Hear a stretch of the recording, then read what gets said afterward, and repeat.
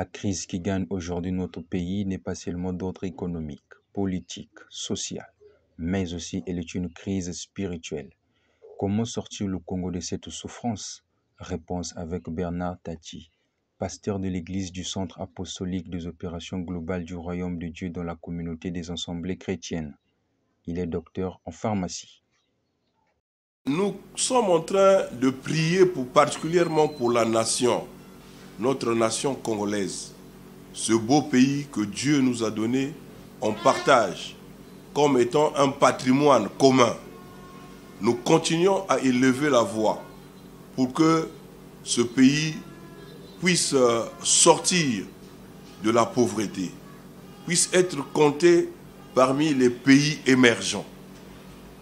Mais il y a une interpellation que le Seigneur est en train de nous faire dans le livre de Malachie.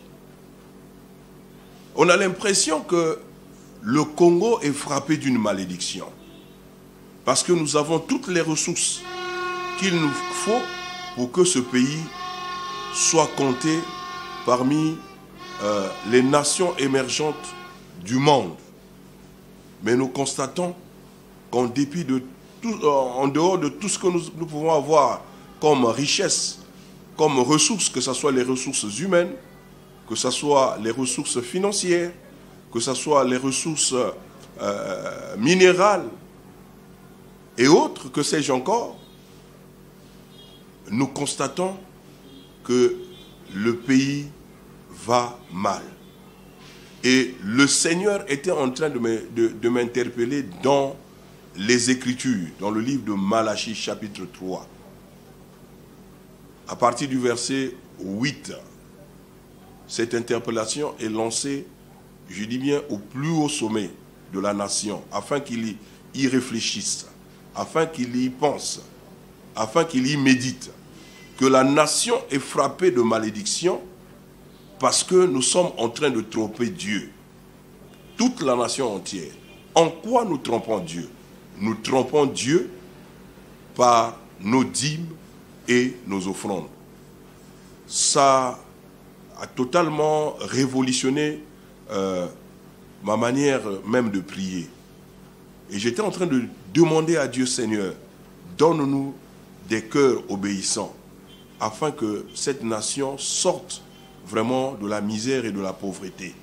Et c'est là où le Seigneur m'interpelle, m'a encore donné ce message, que nous sommes en train de le tromper. Voilà pourquoi nous sommes frappés de malédiction. Voilà pourquoi Dieu est en train de souffler sur tout ce que nous pouvons avoir comme ressources, sur tout ce que nous pouvons avoir comme projet, comme réalisation. Dieu souffle dessus parce que toute la nation entière, nous le trompons. En quoi faisons? Mais c'est parce que nous n'apportons pas correctement nos dîmes et nos offrandes. Et cela est une interpellation qui doit concerner le plus haut sommet de la nation jusqu'aux derniers citoyens du pays.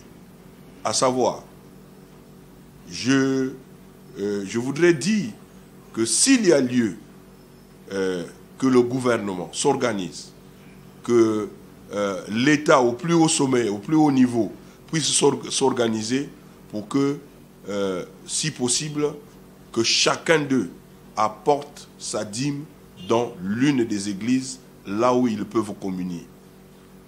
Je dis bien là où ils peuvent communier, mais qu'ils déposent ça aux pieds des hommes de Dieu. Et en le faisant, Dieu verra cette marque d'obéissance et cela va réjouir le cœur de Dieu. Je suis rassuré que cette nation ira mieux. Parce que si Dieu le signale, si Dieu appuie sur ça, que toute la nation entière est frappée de malédiction, ça veut dire qu'il y a un problème que nous devons régler. Et nous aussi, les hommes de Dieu, en premier lieu, afin que nous apprenions à honorer l'Éternel. Ce n'est pas parce que Dieu en a besoin, mais en le faisant, nous serons en train de marquer, de faire une forme d'adoration à l'Éternel, de Dieu Tout-Puissant. Celui qui a créé le ciel, la terre, cette nation congolaise, et celui qui nous a donné toutes sortes de richesses que nous pouvons avoir. Que mon Dieu, l'Éternel des armées, le Dieu tout-puissant, créateur du ciel, de la terre, de la mer, bénisse cette belle nation. Bénisse le chef de l'État. Bénisse son épouse et toute sa famille. Bénisse tous les membres du gouvernement. Bénisse les préfets, les sous-préfets, les maires des villes, les maires des arrondissements, les chefs du quartier, qui sont la représentation de l'autorité suprême de la nation auprès des populations. Que Dieu vraiment se souvienne de nous. Ainsi j'ai prié et je peux dire Amen.